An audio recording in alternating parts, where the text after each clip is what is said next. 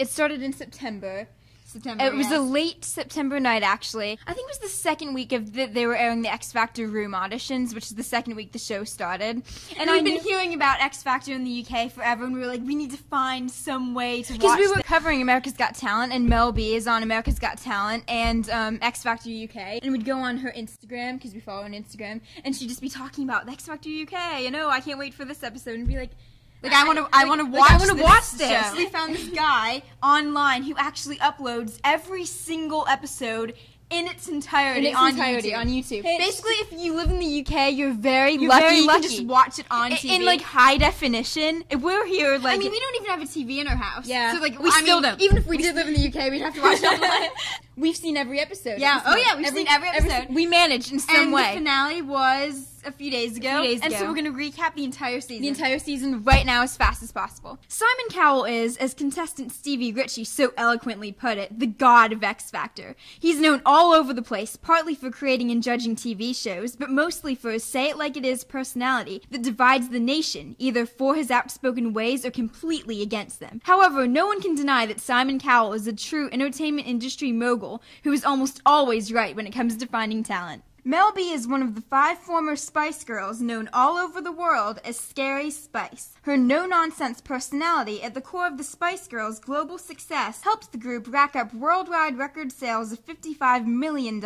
These days, Mel B is practically a full-time judge, judging America's Got Talent and The Voice Kids Australia in addition to the X Factor UK. Cheryl Fernandez-Versini is an English recording artist, dancer, and television personality. She rose to fame in late 2002 after winning the British reality competition series Pop Stars The Rivals as a member of a girl group called Girls Aloud. The group achieved a string of 20 consecutive top 10 singles in the UK, including 4 #1 singles. The group split in 2013, but Cheryl has since become the first British female solo artist to claim 5 #1 singles. Louis Walsh is an Irish entertainment manager and X Factor UK judge. He helped launch the careers of many highly successful bands and performers, including One Direction. What's interesting about Louis is that he was actually on the panel of judges that gave Cheryl's band Girls Aloud their start back in the day. And now, they're on a panel together. In the room auditions, former Navy man Jay James sings a rendition of Say Something and makes Scary Spice cry. Jake Quickenden sings the same song for his late brother and makes the whole country cry. Cheryl's girl Amy Connolly from 2008 returns better than ever. Monica Michael becomes Simon Cowell's poster woman for Good Auditioner with an original song. Andrea Faustini comes from Italy with his powerful voice, love of pugs, and a doll with a familiar face. And Ben Quinlan tries to win over Miss Fernandez-Versini with a Shane Ward song and a green rose. In the arena auditions, Cheryl's twin Jill Anter tries her hand at Crazy Stupid Love, Louis reads Nicki Minaj on Louis' lyrics, Overload introduced Britain to another catchy original to the acclaim of Simon, Scarlett Quinn returns minus her husband, and Ben Haenow becomes an early frontrunner with Rolling Stone's Wild Horses. Next, the judges receive their categories, Simon with the over 25s, Louis with the groups, Mel with the boys, and Cheryl with the girls. Boot Camp introduces the controversial 6-chair challenge, preceded by a memorable performance from 15-year-old Emily Middlemaws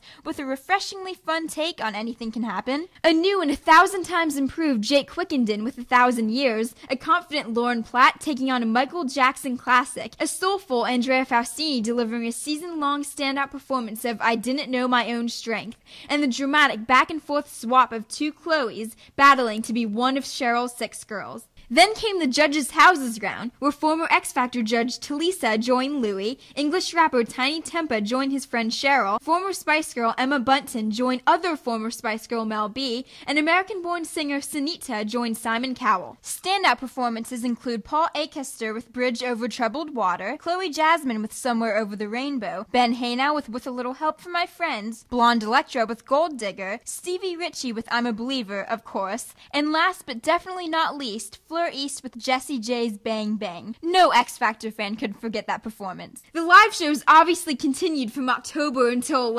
yesterday, and included dozens and dozens of performances. But if you have to go back and rewatch any, make it these. From earliest to latest, Stevi Ritchie with his insane production of a Livin' La Vida Loca cover. Lauren Platt with her strangely fascinating slowed-down rendition of Happy. Blonde Electra with their infectiously energetic version of Kids in America. Only the Young with their Halloween onstage party that was Monster Mash. Lauren Platt again dancing with her brother while singing How Will I Know. Andrea Faustini's stunning performance of Sia's Chandelier. Lauren Platt with an equally stunning performance of Don't You Worry Child. And especially Fleur with Uptown Funk.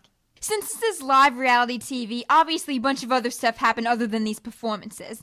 The judges became the Muppets for a week. There were guest performers, dramatic elimination, some lady called in claiming she was allergic to Simon Cowell. Simon Cowell admitted he actually does love Cheryl. Stevi Ritchie went speed dating, and Cheryl became the only female British artist in history to have 5 #1 singles on the UK charts. You know, just on the side. In the end, Simon won even before the winner was announced, with both of the top 2 in his category. Ben Haenow ultimately took the title over runner-up Fleur East, even though we think they're both winners.